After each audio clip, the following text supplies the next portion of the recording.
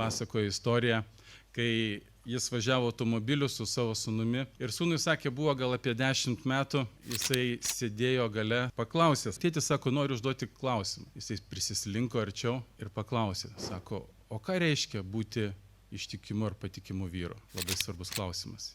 Ypač paaugliui, manau, jaunuoliui ir net subrendusiam vyrui turėtų būti iškilti toks klausimas, ką reiškia būti patikimu vyru. Pirmas dalykas, ištikimas ar ne, tai iš karto mums asocijuojasi su šeima, ištikime šeimoje, ištikima savo žmonai. Negali būti jokių kairių ar dešinių pusių. Šeimoje vyras yra ištikimas iki galo ir kas be nutiktų, jis yra ištikimas. Kodėl? Todėl, kad Dievas pasakė, kad vyras paliks savo tėvą ir motiną ir glausis prie savo žmonos ir jiedu bus kiek? Puikiai viską žinote.